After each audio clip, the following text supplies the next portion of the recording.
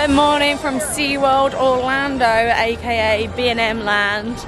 I am so excited to get back on Mako, previously the best coaster in Orlando if you ask me. No longer, Velocicoaster has taken that crown. And also we've got Icebreaker today, new cred for me, new coaster in Orlando. I think we're going to start off the day with a ride on Manta. When I say we, I mean my family. I am not going on Manta. For I do not like it, it makes me feel a bit sick actually. It's that pretzel loop, man, I can't do it. It makes me feel rough. I'd rather just stand and take pickies because it is a very pretty looking ride. But yeah, I'm going to leave them to it. And we are going to enjoy a lovely day here at SeaWorld. We'll probably watch some of the animal shows as well because Remy, I think Remy has been here, but when he was like tiny baby doesn't really remember it. So, and we know he'll love like Shamu Show and like the manatees. Oh my God, the child screaming in the background of my video. That sounded like I stepped on someone. I didn't, it wasn't me. So yeah, just gonna wait for them to get on ride and have a good day riding some amazing coasters.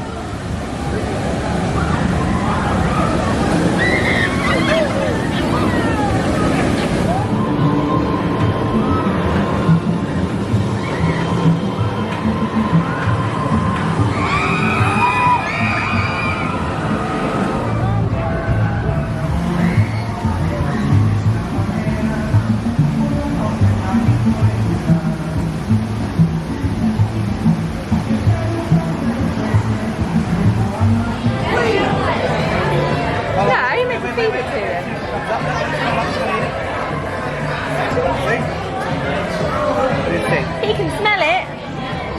You miss a little bit, are you?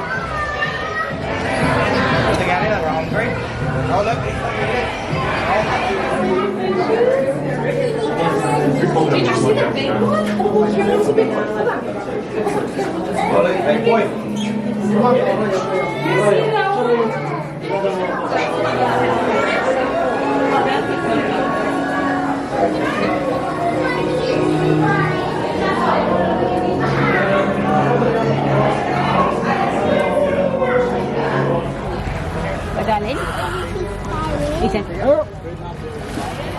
And they're not going to have that external ear flap. So the harbor seals tend to like to hang out in the right side of me at this shallow. It's time for a +1 in Icebreaker. I can't pretend to know who makes this. I have no idea.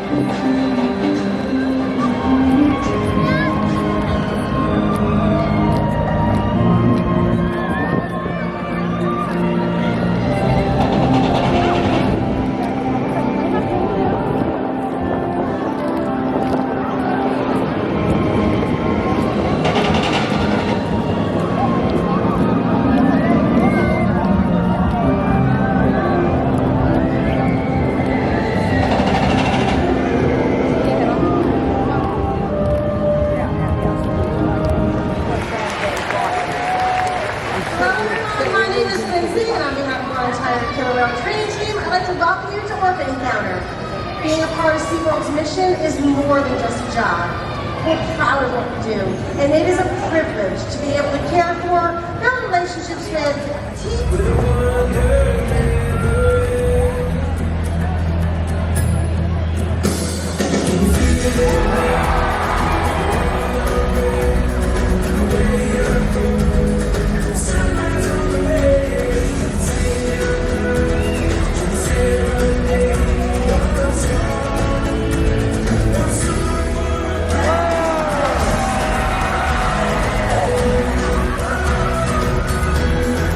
They're more commonly known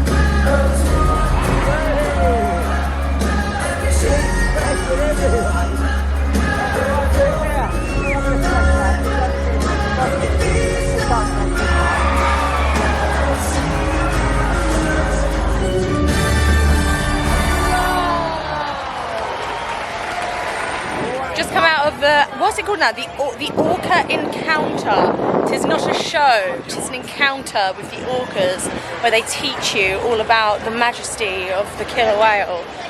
Good rebranding there, SeaWorld. You've done a good job. It was the shows make me uncomfortable to watch, but my family wanted to watch it, so that's what I did. We sat in there. Also went on Icebreaker. Icebreaker was fun. Sat at the front. Good little pops of airtime. The comfort collars, man. Why?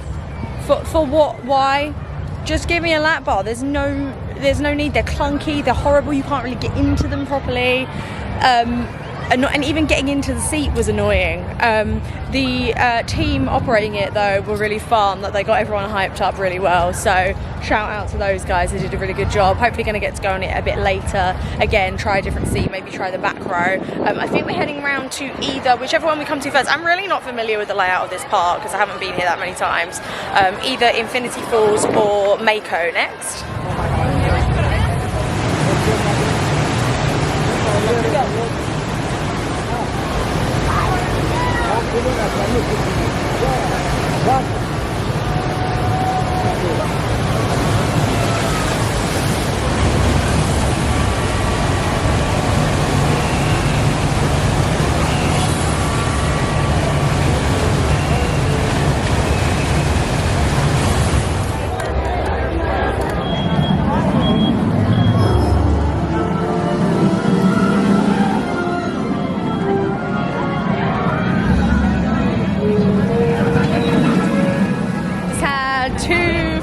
Rides on Mako, my previous #1 roller coaster in Orlando. Like I said earlier, no longer. Velocicoaster is #1 for me now, but it's still an amazing ride. Like really, really good air service. Probably my favourite B&M Hyper.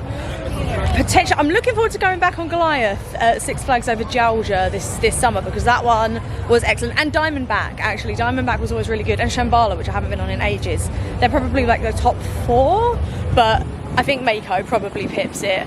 But yeah, it's so good. The airtime's just nuts, like just floating out your seat the whole way round. And it's long, like you feel like it's finished and it keeps going and it's just, yeah, keeps surprising you around every corner. Really fun. Did I speak about Icebreaker already? I did, didn't I? We're going on Infinity Falls now. We did get in the queue for it earlier and it went down. So we went and rode Mako instead. And we're going back on it, getting back in the queue for it now. What was I going to say? I was going to say something about Mako. I can't remember. Oh, that's loud. Drug.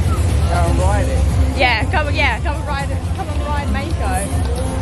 Oh, what the hell was I going to say? Hold on, it will come back to me. No, I'll pick back up when I remember what I was trying to say. I remember what I was going to say. Fun fact, me and my family were the first public train on Mako when it opened back in, was it 2016? Did it open in 2016? Maybe, but yeah, we were the first public train on Mako. We're having a little bit of a fantastic time trying to get on Infinity Falls. We've got in the queue twice, and twice it's gone down. We just got in the queue again, finally got into the line, and it's gone up to 75-minute wait. The queue is not moving, it's very, very slow, but there's also like no haste to get through the queue, you know? So I think what we might do, when I got the locker tried to upsell me a one-shot like fast pass for the ride. So I think we're gonna go do Kraken and Journey to Atlantis, and then we might come back later and just see if it's still selling fast passes. We might just buy a fast pass because we want to do it. We haven't been on it before, but I'm not waiting 75 minutes for rapids. No.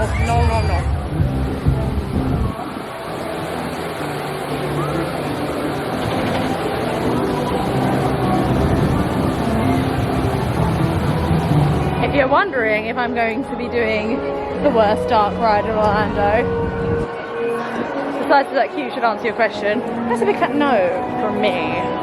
The ride is absolutely terrible, like laughable. If there was no queue on it, I would go on it just to laugh at it. That's how bad it is. Let's see what the lying keyboard. The lying keyboard thinks 15 minutes. Lie!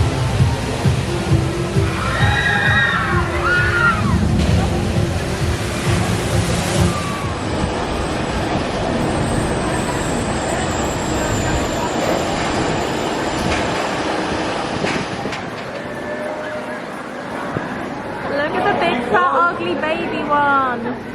He's so cute. The big fat ugly one there in the middle. The rock hoppers are the best.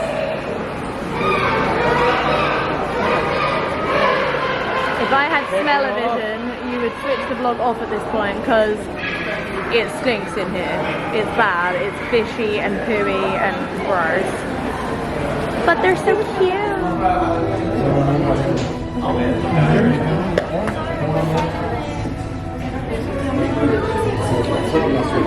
So we just had a little, I said a ride break, we didn't have a break, we were riding rides.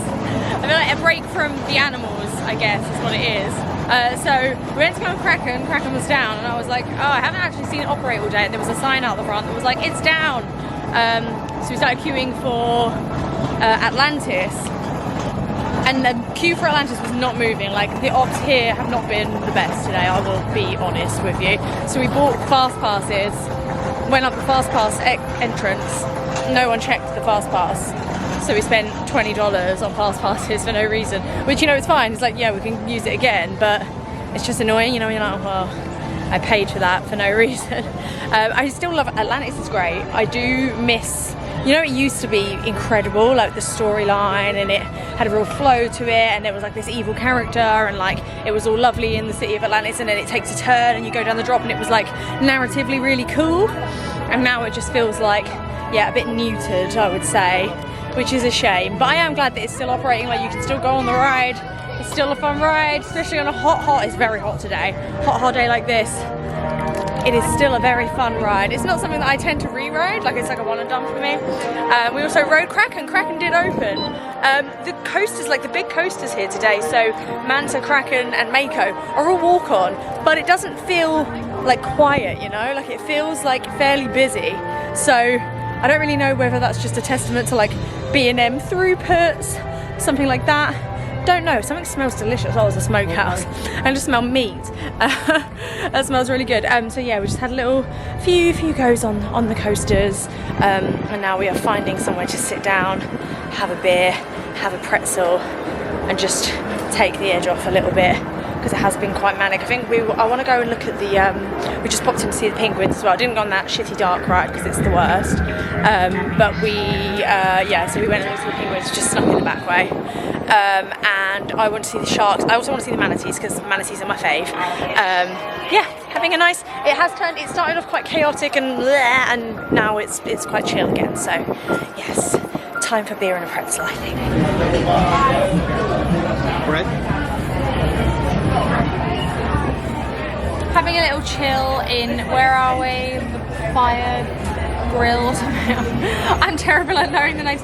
Flame bar? No, there's no one around that says what it's called. The bar that does the IPAs in the lakefront. I've got a craft beer flight. I don't know what this one was, but it was really nice. Cheers. Thanks. Excuse me. Look at the size. Right, okay, so for reference, here's my phone next to it. It's massive. I hope it's as delicious as it is large. As delicious as it is large. Yes. What's going on here then? Very suspicious. Could it be anything to do with the B&M track in the car park? Maybe. More B&Ms coming soon, maybe, maybe not.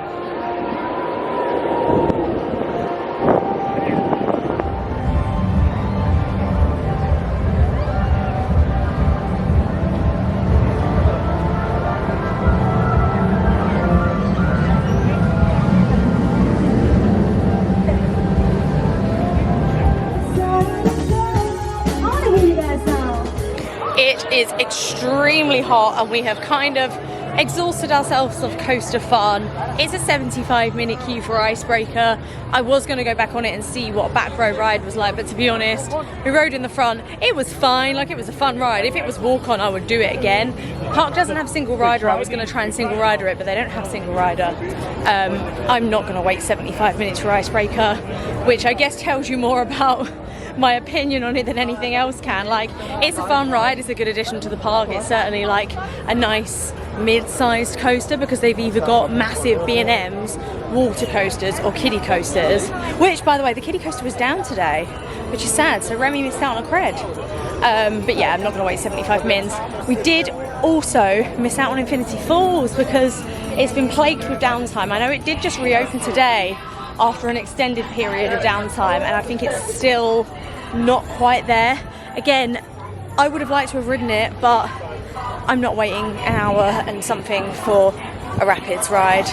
Definitely not. Top tip, by the way, if you use the lockers here, they give you the option to buy like one-shot, like quick queues. I don't think you can buy them anywhere else. Anywhere else I've looked, they don't seem to be available. So I looked on the app and I looked at some of the kiosks around, and you can't seem to buy those one-shots anywhere else. So if you are putting your bag in a locker and the queue is a little bit long, it does give you the option. I think it was like, we bought one for Journey to Atlantis, it was $10. So if you are going to save yourself like an hour, I think $10 is probably worth it. Like, that's fine. So we did do that earlier. Yeah, it's been a weird day at SeaWorld, to be honest. Ops haven't been my favourite thing in the world, to be honest. I guess coming out of Disney and Universal, where the ops are like world class, it is a little bit jarring. I would have liked to have seen more animals today. We saw the killer whales, we saw the sea lions, we saw the rays. Is Wild Arctic closed now? Like, we walked past it and it was, all the signage was gone. I didn't know it was closed, but there was no sign of it, so I don't know. Yeah, I feel like I didn't see enough animals today, and you know me, if you followed me for a long time, you know I'm an animal lover, so I would have liked to have had a little bit more of a chilled approach, but it is what it is. It's not as if we'll never be here again. Ended the day with a back row ride on Mako, and I rode it with two little girls. I think they were like 10 or 11, and they were just fab. Like, they were just really enjoying themselves, and they were like trying to make sure that neither of them held onto the restraint as we were going round. So anytime any of them like leaned into the restraint, they were like, no, you can't hold on to it, let go, let go. It's very cute. More little girl coaster enthusiasts, please. We need you, we need them. More female representation in the coaster community. So cute, I had such a good time. Yeah, after I rode it twice earlier in the front and just then in the back. It's a front row ride for me, Mako. Only because, so the back row, the first drop in the back row, insane. I love it. Like, you just get dragged down that drop, and that does happen again and again over the drops. You get that drag. Whereas for me, B&M hypers are all about, I want to be out of my seat as much as possible, and you mostly get that in the front row. In the front row, you get lifted out of your seat, basically from the bottom of any airtime hill all the way over to coming out of it. So yeah, front row ride for me. Excellent coaster. Like I say, it's no Velocicoaster, sadly. I know you can't really compare them, they're very, very different rides, but just in terms of enjoyment, re-rideability, Velocicoaster does pivot for me. I'm going to leave the vlog there. Thanks so much for watching. If you have liked this vlog, give me a thumbs up. Let me know in the comments, what's your favourite B&M coaster at SeaWorld Orlando? There goes, is it Manta? That pretzel loop is a big no-no from me, absolutely not. Or is it Kraken? Is it Mako? Is it the new mystery landscaping B&M coaster they're building? They're not building. Coaster track in the car park. Yeah, let me know in the comments which is your favourite. And if you haven't already subscribed, please do consider subscribing if you like theme park stuff. That is what we do here. Whenever I go to a theme park, I usually bring the camera along with me, show you what I get up to in the theme parks. So if that sounds like something you are into, please subscribe. I'm going to leave it there because I'm sweating my tits off. Thanks so much for watching, guys. See you later. Bye.